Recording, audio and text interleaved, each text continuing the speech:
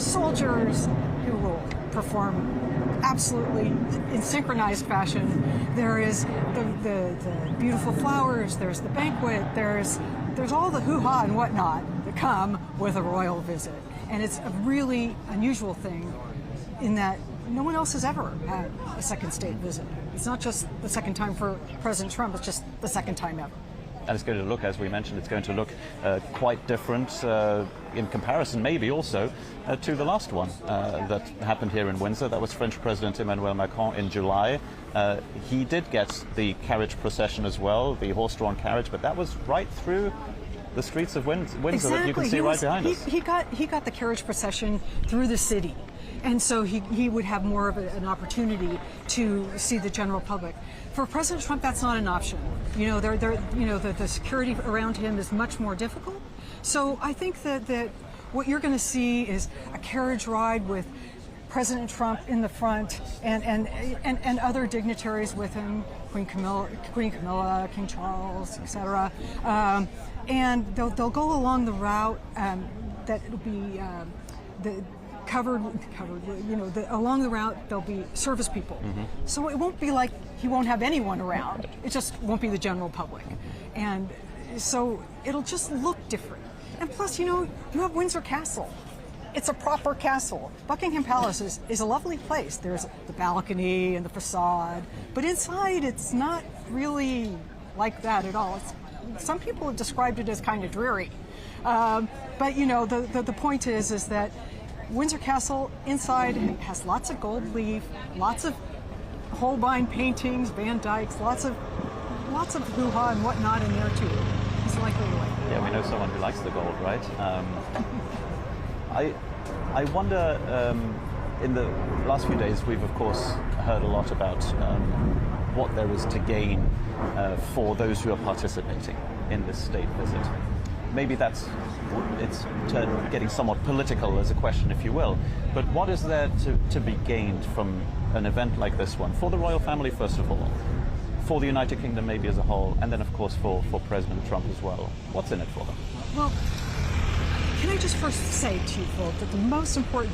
I would just think that regardless of your political stripes, this is a really special moment.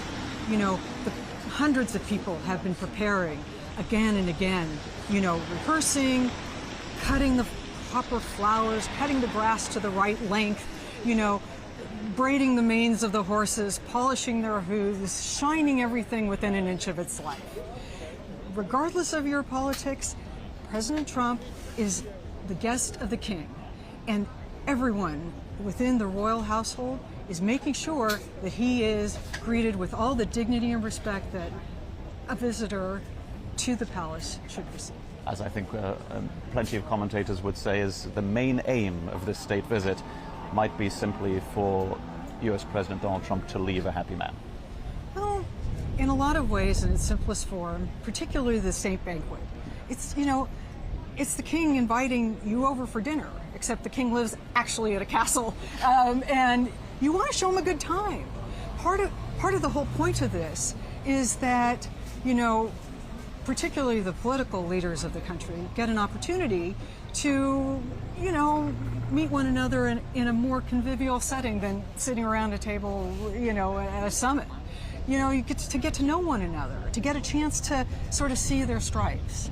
And so you want to show them a good time, but you want to show them a moment where, you know, the United Kingdom, you know, offers its hand of friendship to the United States. It wants to show that the two countries are, in fact, really good friends. As we stand here, preparations are underway inside the Windsor estate. We're seeing the horse-drawn carriages already being prepared for that official welcoming ceremony. I also mentioned earlier that there's a lot of back and forth behind us because these are people who are slowly but surely arriving on the Windsor Castle grounds to be part of all the festivities here today. You mentioned the banquet already. I think we should talk.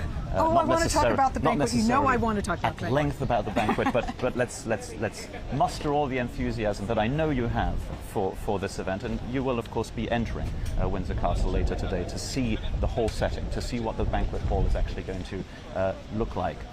Now tell me a little bit more about what it is going to look like, but also, is this truly a place where there will be no politics? Is it truly a place where there will be no conversations about politics? How can we imagine How can I possibly know what they're going to talk about among themselves at dinner? No, look, first of all, it'll be a very grand setting. St. George's Hall is, some people might remember that it was during the early 90s. It was one of these places. The hall caught fire. A light, hit on a curtain, and there was tremendous damage. So at the moment, the important part of that is that it's now all been rebuilt, and it'll look really fantastic, beautiful. Even though it was built a couple hundred years ago, it's now going to look really good. And inside, they'll have the great mahogany table, which is 50 meters long. This is like half the size of a football field. It is it's polished so that you could see yourself in that thing. Okay, now then there's the table itself. I mean, the setting itself, which takes 5 full days to prepare, because there's so many things you need to put on this table.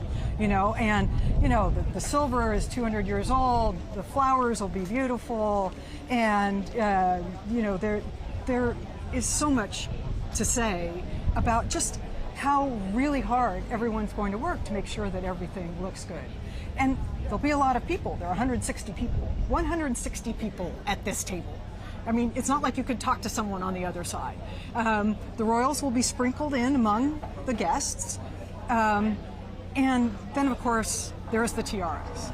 Everyone at the office is tired of me talking about the tiaras, but I will talk about them anyway. We want to know about them. I think so. Everyone wants to talk about the tiaras. Anyway, it'll look spectacular. The tiaras are important because they're generally precious stones. They'll, diamonds, emeralds, rubies, everything you could possibly imagine. The female royals will generally wear the tiaras, and you will find the reflection of those in the candlelight. It's just guaranteed to look absolutely stunning. And of course, the dresses will be, not Technicolor ballroom, but to the floor with decorations and sashes, and it'll just look wonderful. That's later tonight. Right now, as we speak, you're seeing images of Marine One that is taken off from central London, from Regent's Park.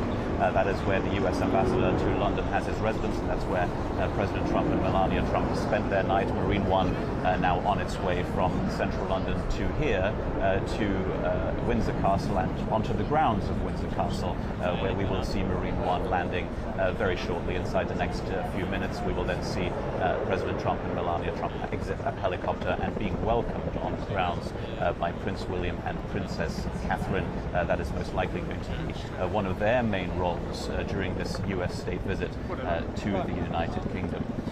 You'll be able to see all of those key events here throughout the day, including, of course, that welcome ceremony we mentioned already, the carriage procession, the banquet thereafter that will most likely give us some of the most indelible images of this state visit by Donald Trump to the United Kingdom.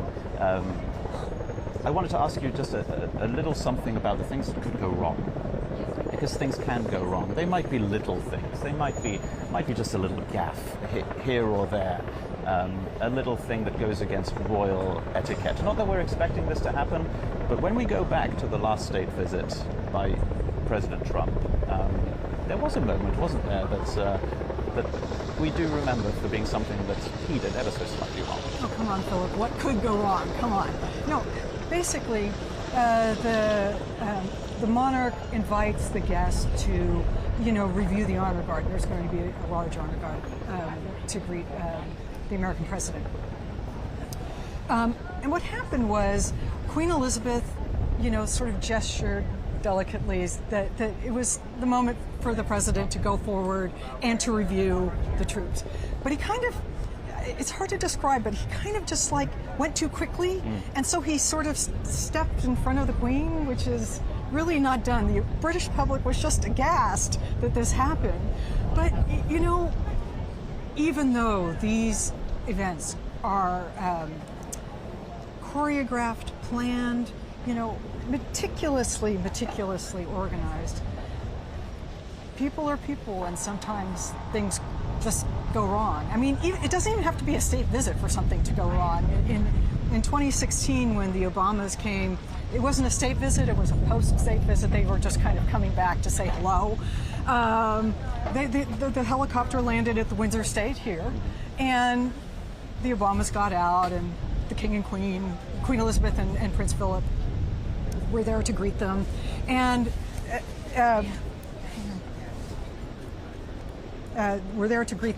and there was just this moment where they're going back to the Range Rover, and Prince Philip gets into the driver's seat, and the Secret Service is at that point aghast because they're the ones who drive the president around. Mm-hmm. But no one was really going to argue with Prince Philip. So there's this other awkward moment where then President Obama, tries to get into the back seat. And then he has to gently be asked to go to the front seat because the Queen has to get into the back seat. So you have these moments, but the royals are very accustomed to the fact that not everyone understands royal protocol, and so they're very forgiving about trying to ease the way, because after all, the point is to show friendship, to show camaraderie. No one wants to embarrass anyone, even though sometimes they do something embarrassing.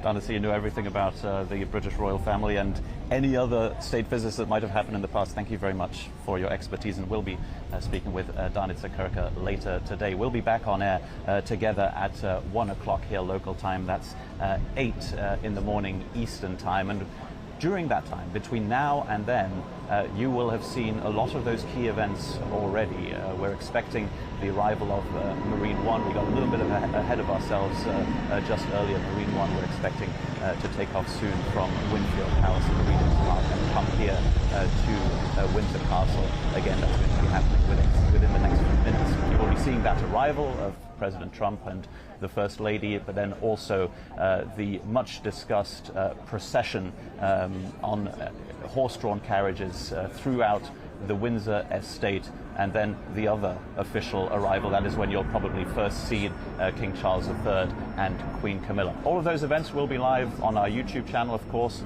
and if you're watching on apnews.com, of course, that's where we will have blog items throughout the day, the latest photos, the latest video as well. And you're getting this live coverage because at the Associated Press we have journalists on the ground throughout the world. And if you value unbiased and independent journalism, then please feel free to support us. That would be at apnews.com/donate, apnews.com/donate. Thank you very much for joining us for our live coverage from Windsor Castle. Again, we will be here throughout the day, and Danica Kirker, our expert in all things royal family, will be joining us throughout as well.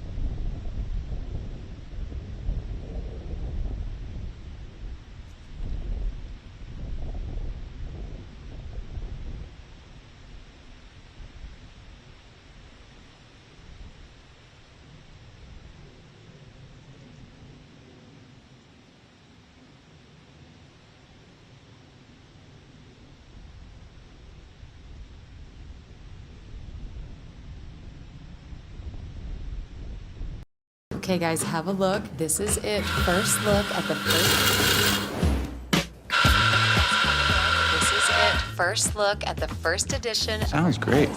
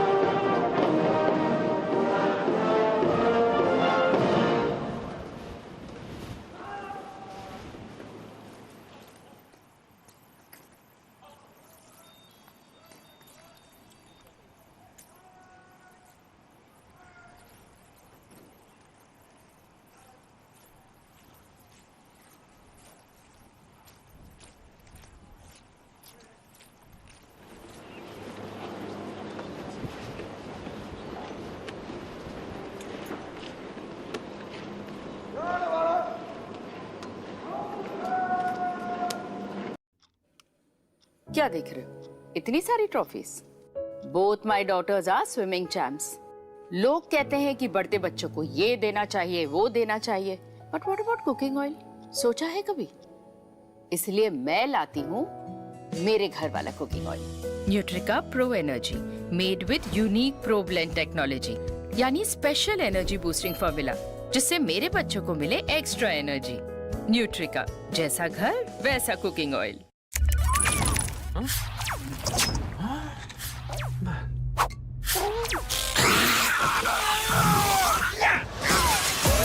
Reach your impossible. Lenovo Legion.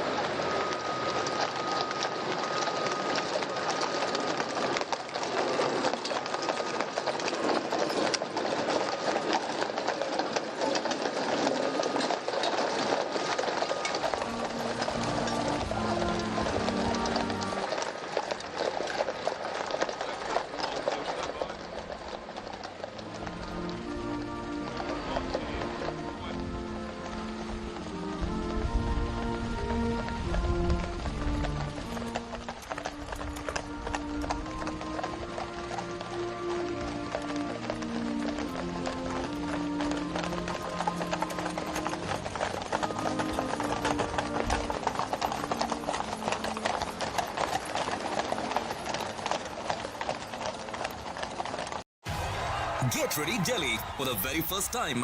World-renowned magician O.P. Sharma Jr. brings his spectacular live magic show to your city starting September 19th at Avane Galib Auditorium near Mata Sundari Women's College ITO. Prepare to be amazed by jaw-dropping acts like mystical Tilismi Chehra and the world's most dangerous act, Drill of Death, captivating mime magic, and the great illusion of India. So be prepared to be amazed. Shows run daily at 1 p.m., 4 p.m. and 7 p.m. and on Sundays 11 a.m., 1:30 p.m., 4 p.m. and 7 p.m.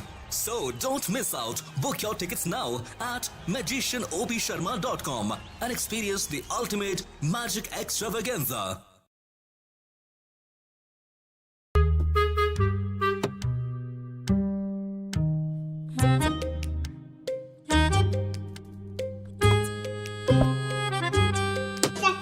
Size देख के जज किया ना?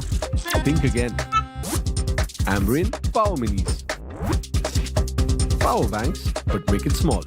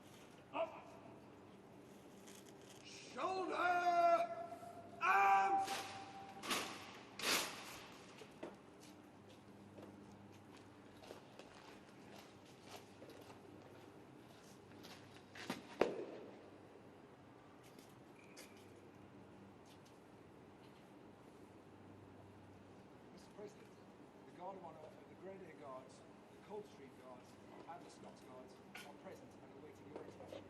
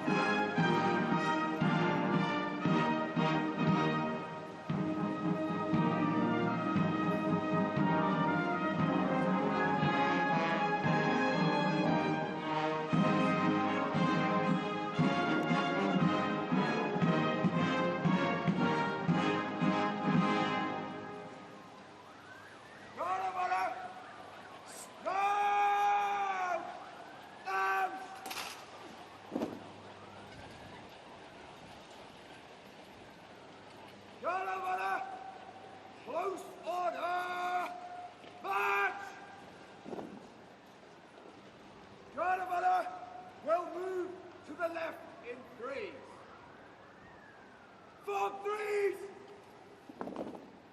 Left!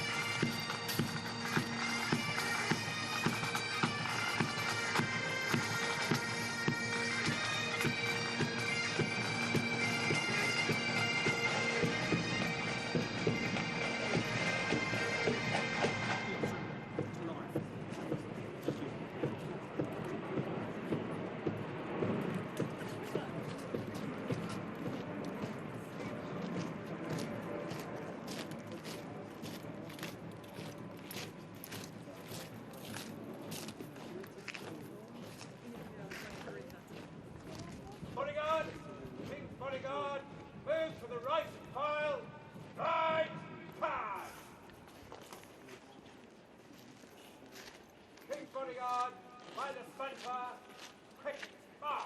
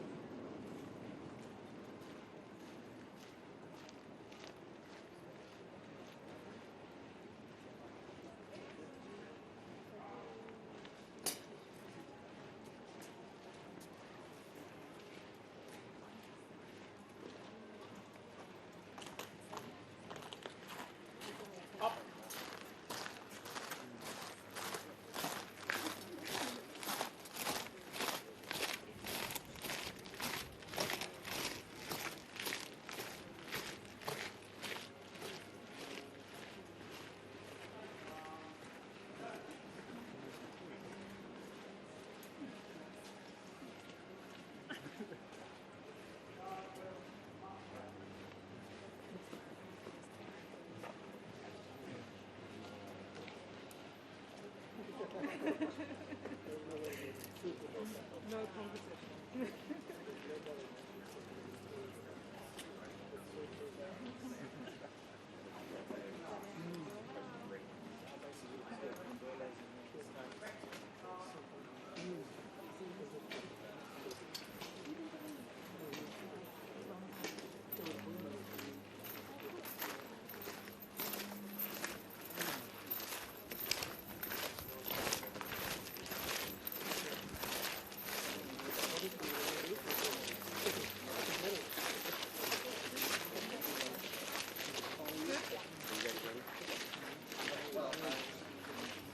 You can go in ahead and I'll.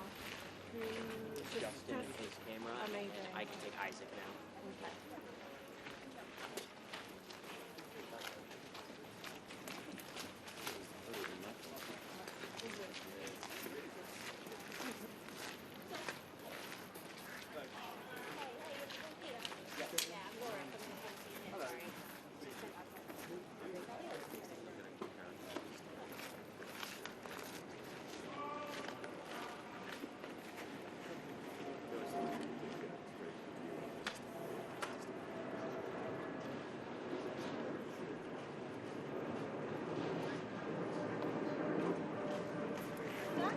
Just back it down the camera and then.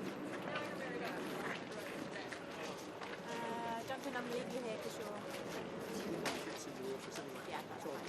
Duncan, you good to go?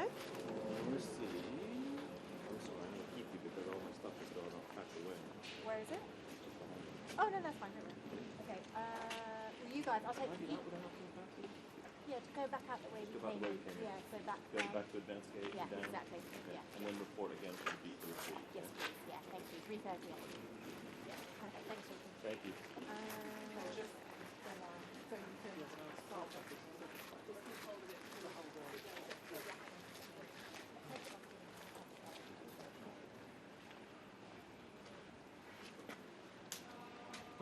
Right, I know. No worries. I know it's. Can I leave my camera here then? When you got everything. Okay, but you're happy with that shot? Thank you.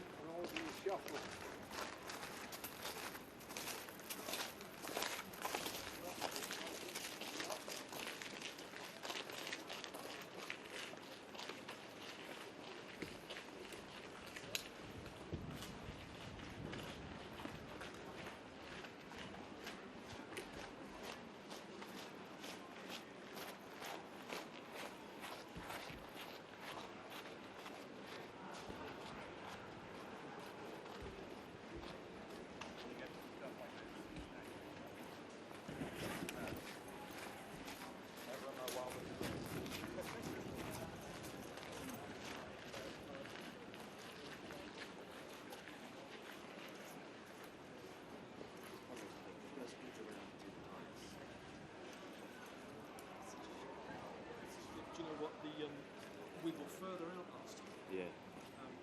So I have a feeling we were sort of like coming across. They had a bit there and it went out on the gravel, so the angle was awful. So, and then getting out the carriage, that guy stood in the way of everything. I know, it's like, he wasn't here last time. I mean, I was okay, he cleared far enough to the right, so the bit of them getting off the carriage was okay.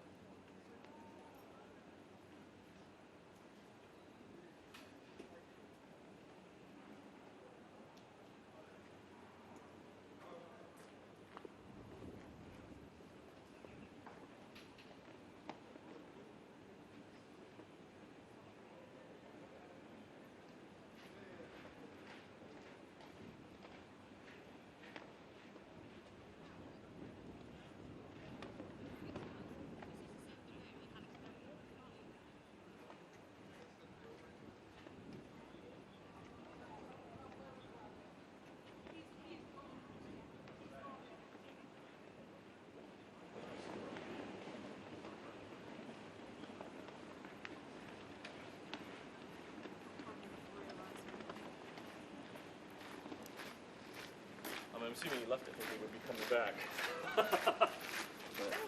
I think he thought he would, but... I'm assuming this Blimey. is his stuff. That's all mine. Okay, and this. And this. That's yours. Okay, so it's just this. It's just that. All right. That's the only thing remaining. All right, amazing. Everything else has already gone on eBay. Thank you. Cheers, thanks. There you are. I was laughing at another caravan. Literally saying,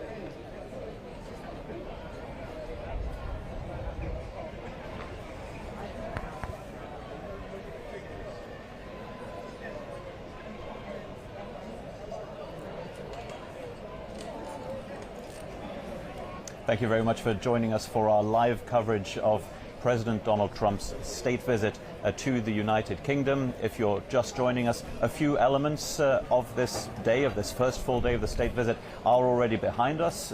President Trump and First Lady Melania now inside Windsor Castle. Plenty of elements still left that you will be able to see live here on our YouTube channel, also on apnews.com. That is also where we will have constant updates throughout the day with the latest blog items, but also the latest photos and video coming out of Windsor Castle and this unprecedented second state visit to the United Kingdom for US President Donald Trump. It is something that has never been done before for a non-royal. Let's take you through the program of what you might have missed or might have watched with us here during our live coverage earlier today. The arrival ceremony, first of all, for President Trump and First Lady Melania Trump. A first greeting from Prince William and Princess Catherine. Then another part of that official greeting was King Charles III and Queen Camilla, of course. And joining us throughout the day for commentary, but also her expert knowledge on all things British royal family, is Danica Kirker, based here in London, and who spends quite a lot of time here in Windsor as well. We just had a quick look at what we've seen so far. That includes, of course, the carriage procession. That has already happened on the grounds of Windsor Castle. We should mention everything that you've been seeing today so far has been happening inside the grounds of Windsor Castle and the grounds of the Windsor estate. Donald Trump won't be seen by the public here, some members of whom you can see behind us here. We're just at the entrance of Windsor Castle. So Danica, from what we've seen so far, essentially things are going as planned, but still I want to know your impressions of what we have seen so far. All the pomp and the pageantry that we spoke about earlier, that we were previewing, what kind of an impression did it give you?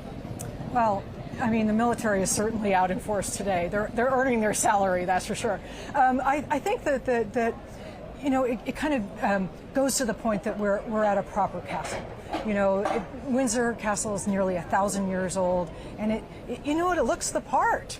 And you know, so you have the troops with their red tunics and their bearskin hats lining the way, greeting the president. It offers that picture that's so important for a state visit. You really want to have the pomp and the ceremony, the royals, have everything in one box. But the other important thing you alluded to just now, Philip, is that it's all within the confines of the castle. You know, President Trump doesn't really, at any point in his state visit, you know, face the public. And, you know, we're in a time where, you know, his security is always extreme. But, you know, recently we had the assassination of Charlie Kirk, and that, you know, brought up, you know, security concerns again.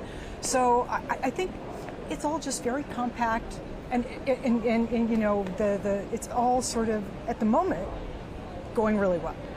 And all of what you'll be seeing today, again, will be happening within Windsor Castle. So this is a two-day state visit. Officially, President Trump arrived yesterday. He spent the night at Winfield House, that's in Regent's Park in central London, and only thereafter today, in the morning here, local time, did he arrive here at Windsor Castle. So all of these events are taking place right here.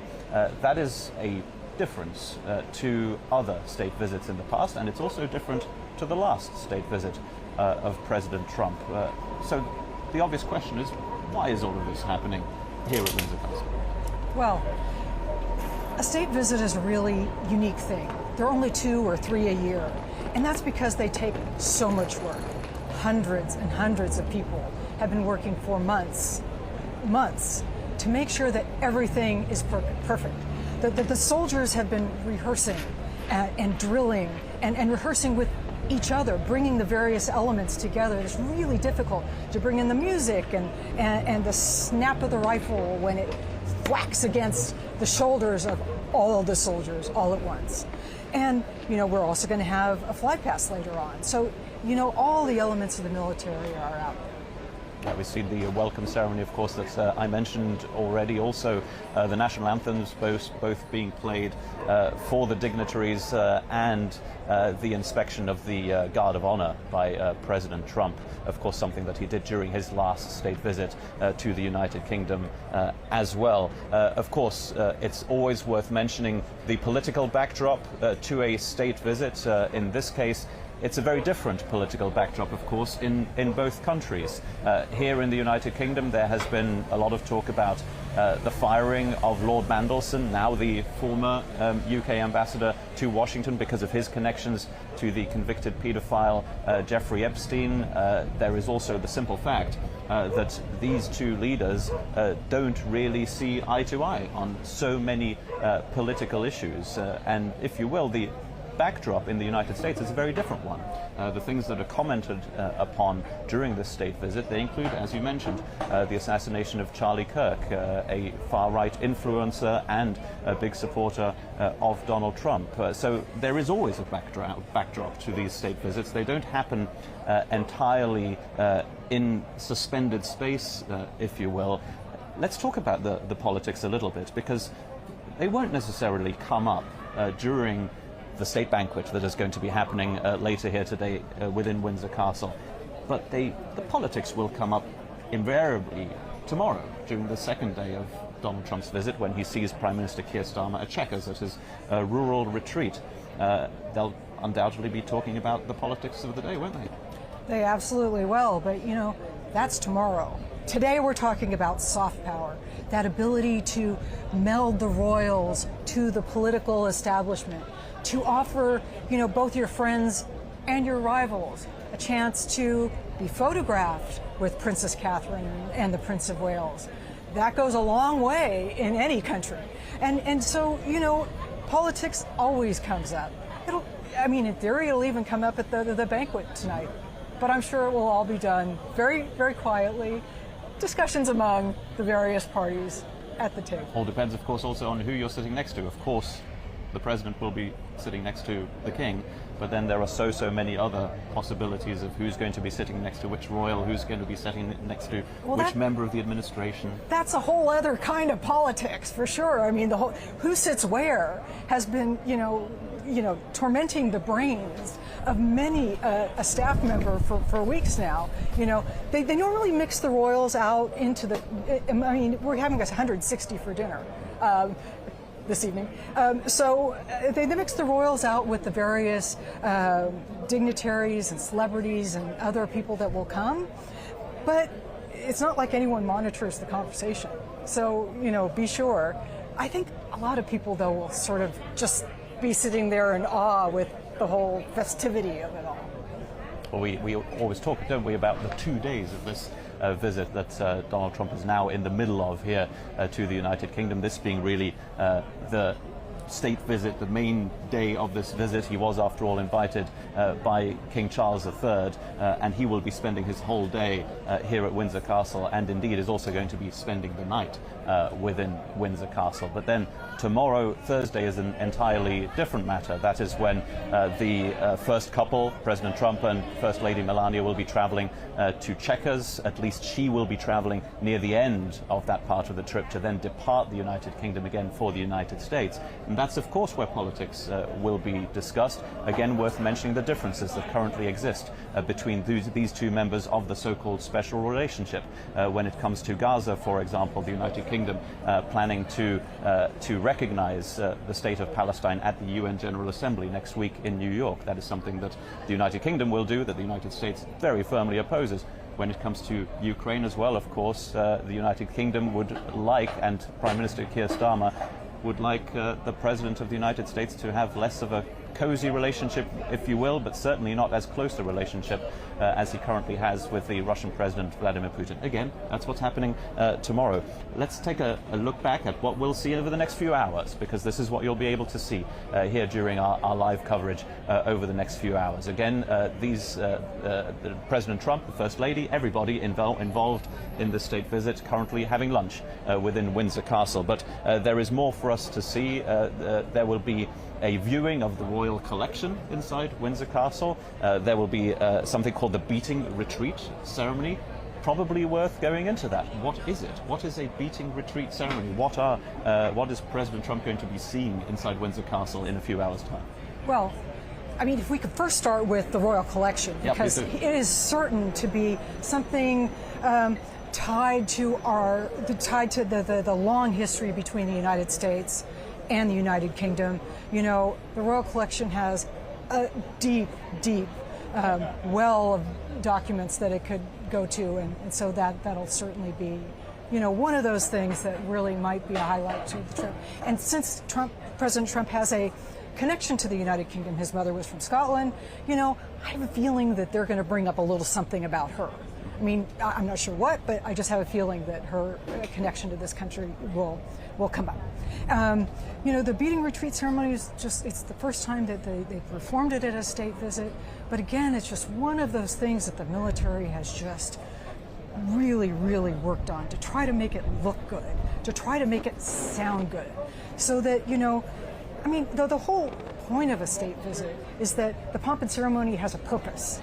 You know, that, you know, President Trump walks away from this with warm and fuzzy feelings, if I could put it that way, about this country. So that when they, you know, when he and Prime Minister Keir Starmer sit down and try to talk about some of the issues you were talking about, Middle East and Ukraine, that they have a better understanding of one another when they're going forward to talk about some of the world's most intractable problems.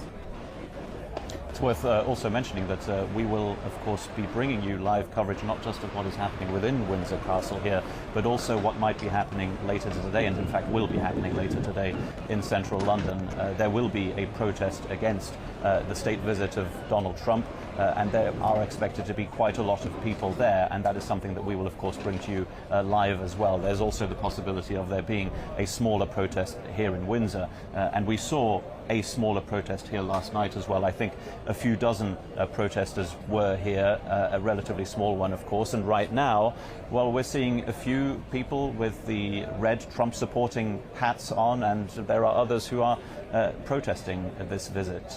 That's the kind of atmosphere that we have here today. How would you describe the atmosphere that we've felt here since this morning? There was obviously that feeling of anticipation, but it's certainly calm, isn't it? Well, despite how ugly it is outside, it's kind of a festive sort of day.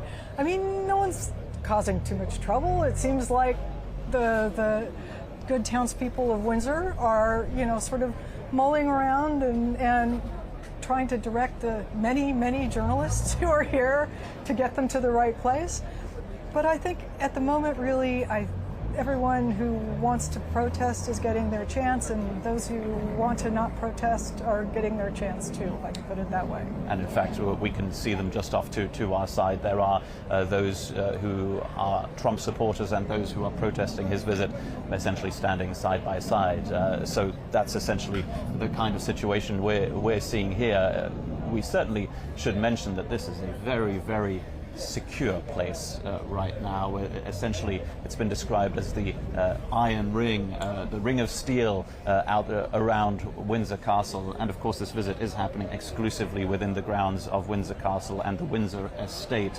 So this is a place that has been secured significantly by the police. And, you know, Windsor is also not a huge place. I mean, population of maybe 30,000. It's a small market town, but it's got a big castle. And so, you know, it understands somehow that I think the people of the community sort of understand that they're at the center of the world right now. Maybe it's just simply that they kind of like that, as long as it only lasts for one day and all the reporters go home, you know. So I think that they're kind of enjoying it.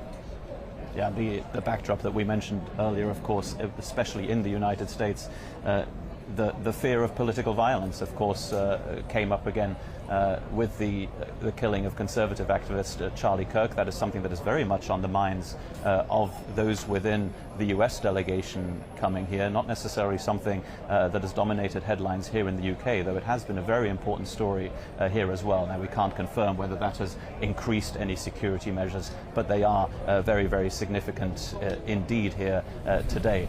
Let's take you through some of the other events that you'll be able to see on our live coverage of Donald Trump's state visit. We mentioned already the beating retreat ceremony. There's also going to be a visit to St. George's Chapel inside the grounds of Windsor Castle, and that is, of course, where the Queen was laid to rest.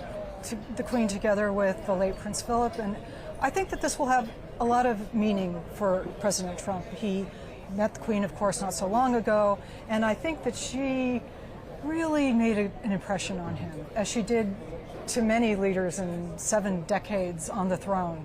People really valued her steadiness and her ability to consider conciliation, and which she talked about a lot in the speeches she had.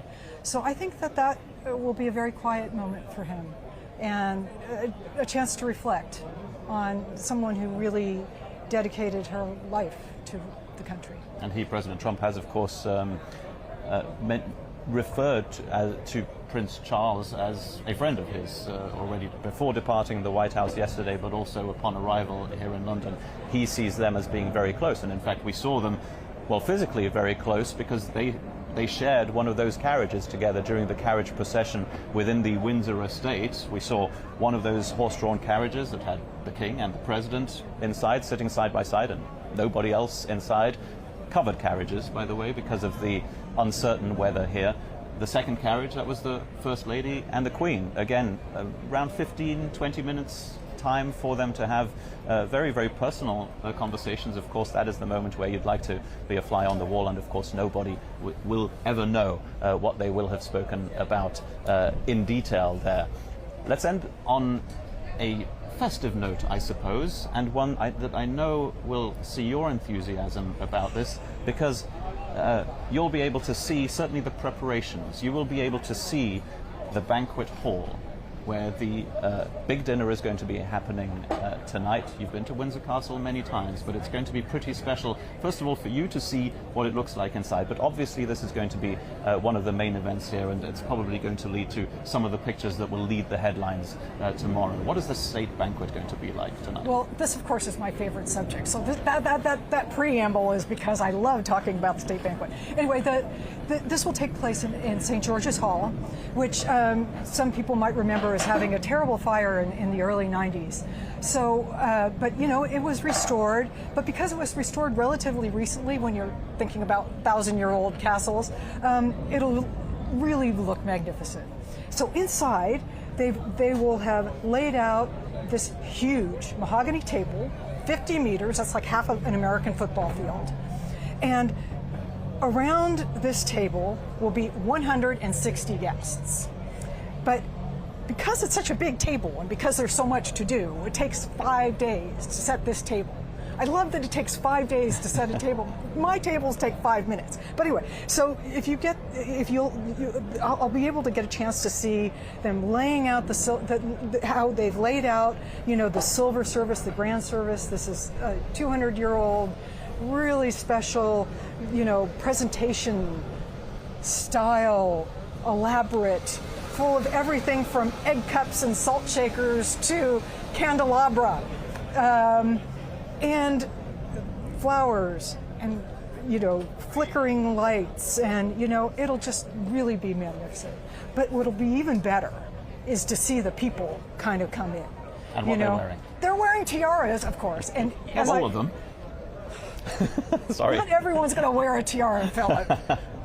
But, you know, the point about the tiaras, and the reason that my colleagues are so tired of me talking about this, is that tiaras are very unique items within, you know, the royal pantheon.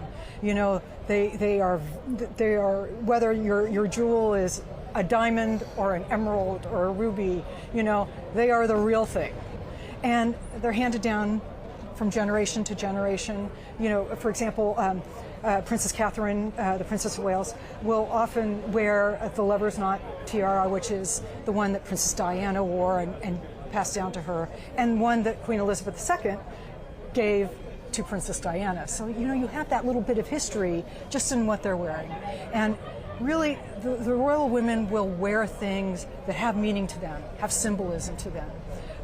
for example, Queen Camilla is the patron of the rifles, and the rifles, the military regiment, gave her a little rifles pin, and she just loves wearing it. Wears it all the time. I mean, I don't know what she's going to wear tonight, but whatever it is, will have some sort of symbolism to the event. So, there, not only will there be a fantastic amount to see, but there'll be a fantastic amount to learn.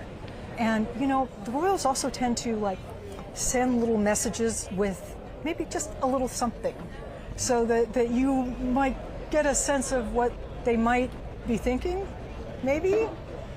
I mean, for example, one time when Queen Elizabeth II met with Justin Trudeau when he was the Prime Minister of Canada. She'd known him for a long time, and so the pictures afterwards were this little happy meeting between Justin and the monarch. But behind them there was this huge, and I mean huge, vase of flowers in both yellow and blue, and we all looked at this for a moment and said, those are the colors of the flag of Ukraine. She's sending a message that she supports the people of Ukraine.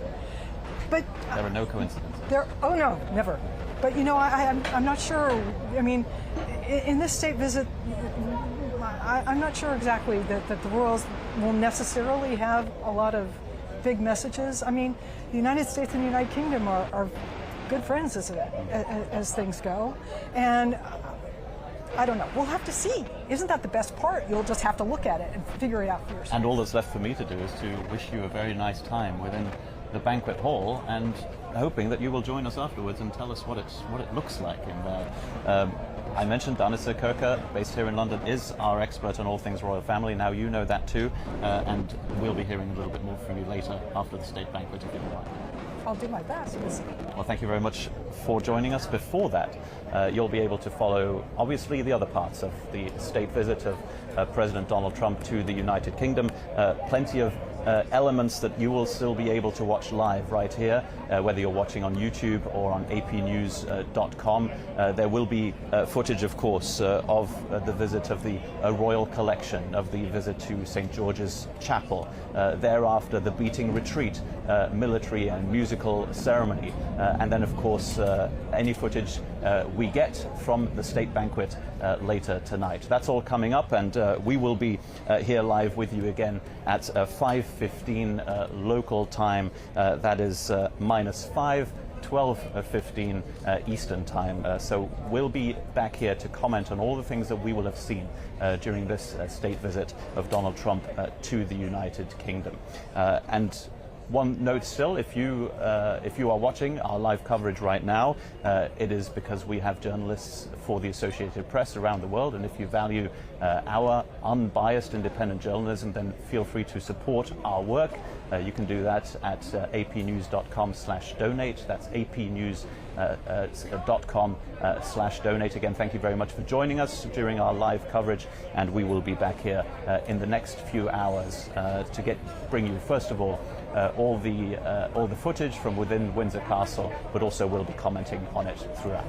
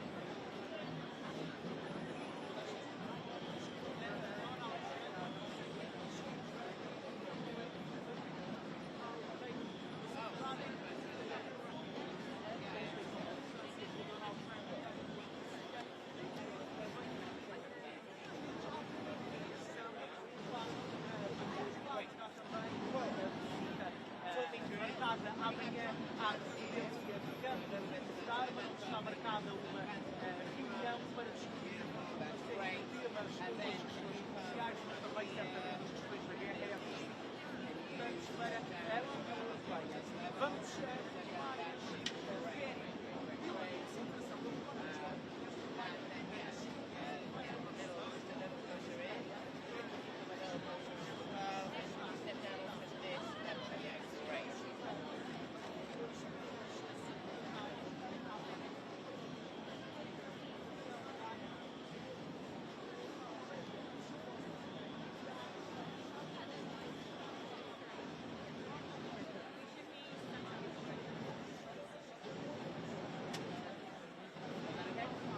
Oh, yeah, yeah.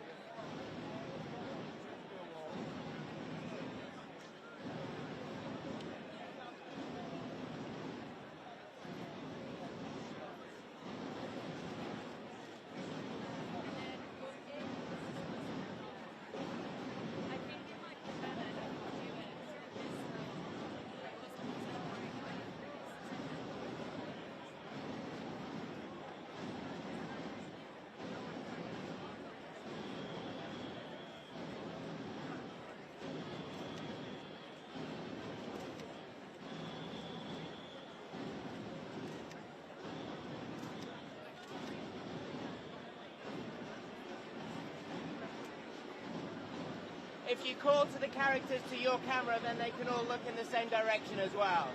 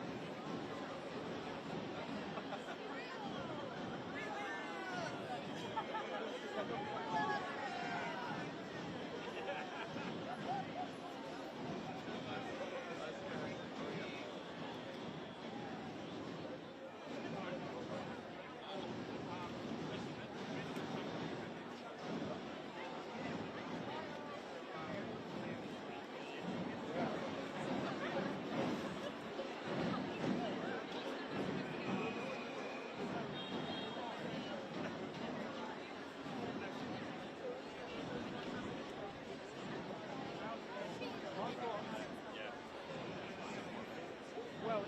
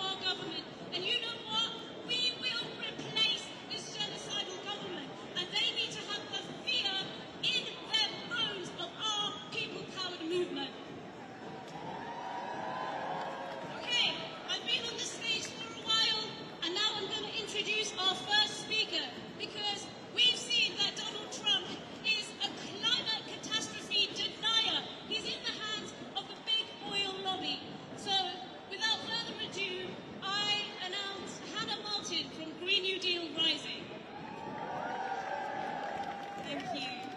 It's so inspiring to be here today.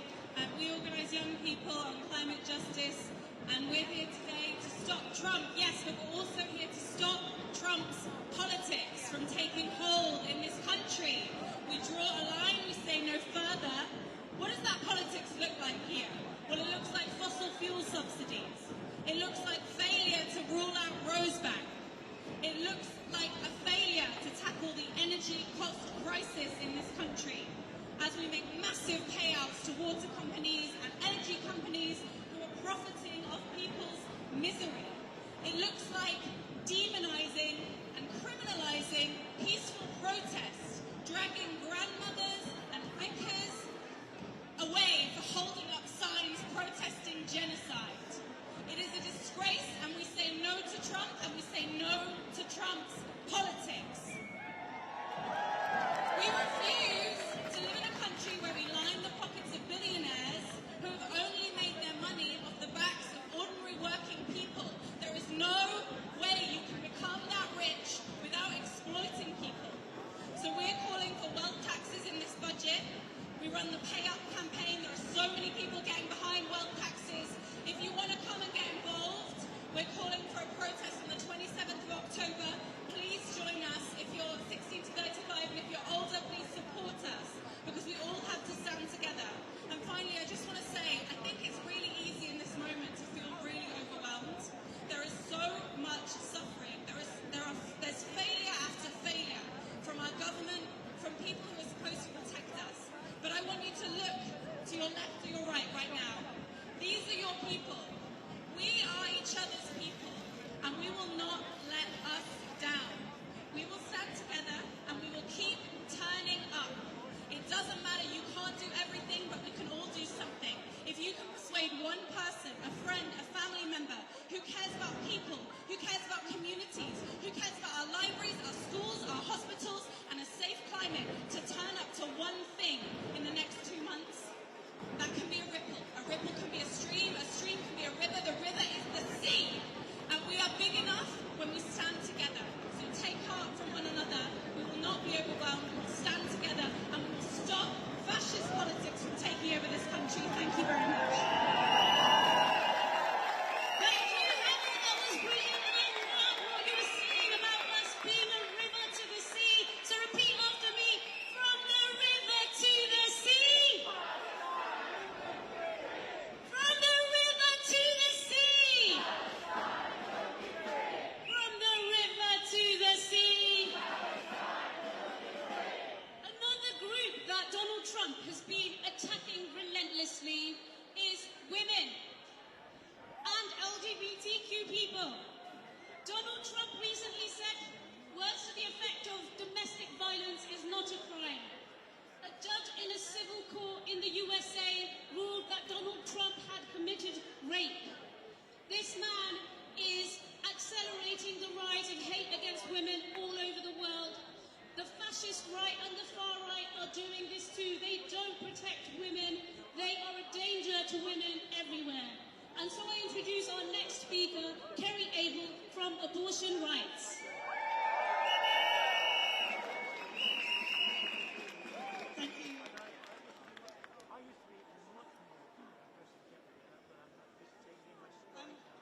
Trump has boasted about overturning Roe v. Wade, the legislation in the US that guaranteed the right to abortion since the 70s. You might not think it affects you, but 1 in 3 women in the US will have an abortion in their lifetime. It's the same figure here. And everybody, we say this a lot, everybody loves somebody who's had an abortion. Trump appointed 3 anti-choice judges and prevented abortion for millions of women. Since the overturning of Roe in 2022, at least 10 women have died because they couldn't have an abortion. Women like 28-year-old Amber Thurman and 34-year-old Portia Mezzi. And maternal mortality has gone up by 33%, worse for women. And we say this because abortion is healthcare. Abortion prevents women dying unnecessarily. Abortion bans stop women and pregnant people being able to control their bodies. It's not about life, it's about controlling women. Trump gives legitimacy to far-right forces who want to roll back reproductive rights everywhere. Rolling out the red carpet here for a second state visit empowers those attacking our abortion rights in Britain too. So abortion rights are here to say no rollbacks here and no rollbacks anywhere. Abortion rights are human rights, and resisting Trump and what he stands for is part of resisting the global far right, like the likes of Nigel Farage and Tommy Robinson, that want to control our laws, freedoms and our bodies. Defend abortion rights, stand with Palestine, fight racism and sexism and climate destruction. Thank you. Such an important issue that we all need to come together and remember as we build our resistance to the far right. Next up, we have Adam Powell Davies from... Sorry, there's been a change in the order. Next up, we have Kevin Courtley from Cuba Solidarity Campaign. Thank you very much. Really pleased to be with you all. Kevin Courtley, I used to be General Secretary of the National Education Union. In retirement, I think there's more time for politics, and I'm working with the Cuba Solidarity Campaign. And I tell you, we are frightened for the future of the world, and we are frightened for the future of Cuba. Now, on the question of Cuba, there is a context, because there has been bipartisan hostility to Cuba ever since the 1959 revolution in that country. And both the Democrats and the Republicans have maintained attacks. And you will know there is a blockade against Cuba that the Americans have been running ever since 1960. It is nearly the longest blockade in the world. It's only rivaled by the Israeli blockade of Gaza. And we call it a blockade. An embargo is one country not trading with another. A blockade is when the US blocks every other country from trading with Cuba, and it is an outrage. Now that's the context that Trump has come into. And we, the Cuban people, the Cuban government, the Cuba Solidarity Campaign, we are frightened about what comes next. The measures he has introduced in the last few months are enormous. He's put Cuba absolutely unfairly on the state sponsors of terrorism list that they maintain. That is entirely because the Cubans were helping with the Colombian peace process. But that takes Cuba out of the international banking system. They are refusing to let Cubans in America send any remittances, any money to their family in Cuba, and you know that countries in the global south rely on that. They are attacking the Cuban tourist industry, so much so that Expedia has just delisted every Cuban property. And they are attacking the Cubans' pride and joy, their health service, and the medical missions they send overseas. So they are attacking Caribbean countries that rely on Cuban doctors, and if they say if you have Cuban doctors, Cuban nurses, we won't let any of your government come into the US. It is completely outrageous, and we don't know what comes next. And I want you to ask yourself, why are the Americans doing this against one of the smallest countries in the world? Why do they maintain this hostility?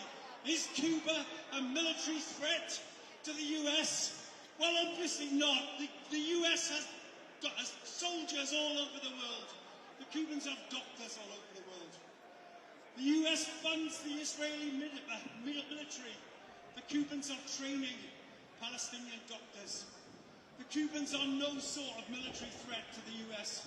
But I tell you what they are. They are a threat of an example that you don't have to stay within the neoliberal order. You can have a government which prioritises health and education and sports and arts. And that's why I say, Viva Cuba, down with Trump, support the Cuban people. Thank you very much. Thank you. We know that the USA uses economic warfare and sanctions against countries all over the world because it wants to put forward and pursue its colonial agenda. Up next, we have Sophie Beach from Women Against the Far Right.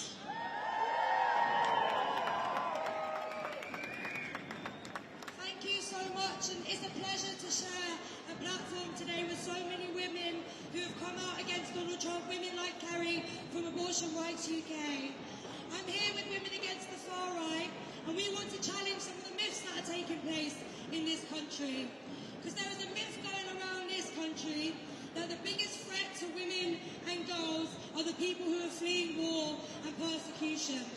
There's a myth in this country that violence against women and girls is only caused by refugees and asylum seekers.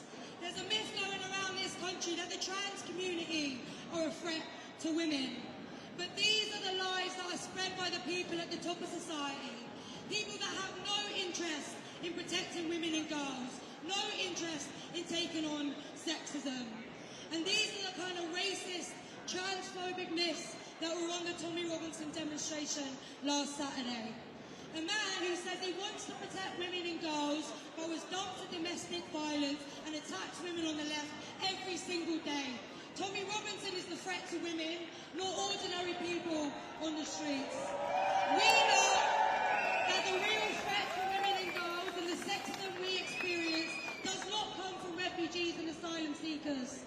The men that make me feel unsafe are not the men facing deportations, but the men who are calling for them. The men who think they stand above the law. The men who are having state banquets like right now, like the sex offender that is Donald Trump, like the public schoolboy that is Nigel Farage, like the Mendelssohns and the Prince Andrews who get away time and again with attacking women and girls. And it is also the men who were on that demonstration last Saturday. There is no doubt that when Trump, Farage and Starmer spread racist lies and myths about migration, it gives the racists and the sexists on the streets confidence. And look, I just want to say that last Saturday was a wake-up call. Last Saturday was the biggest far-right demonstration in British history. And it was led by fascists like Tommy Robinson. But we have to say that last Saturday wasn't the only picture. I was proud to be on the Stand Up to Racism demonstration that was led by hundreds of women, the Women Against the Far Right bloc at the front of the march. And look, we are a campaign, but we're not just building a campaign. We are building a movement of women who are angry about the rise of racism and fascism. Because actually we say that it's those at the top that are a threat to us. We're angry about the disgusting racist sexist attacks on women like happened in Birmingham last weekend. So we say justice for all the victims and solidarity with them. But we need to be bigger. We need an anti-racist, anti-fascist movement that is made up of every trade unionist, every member of the Palestine movement, everyone who stands against Donald Trump. We need to be bigger to take on the likes of Robinson, Farage and Trump. And we need that movement to be led by women. So join Women Against the Far Right. We launch an open letter that has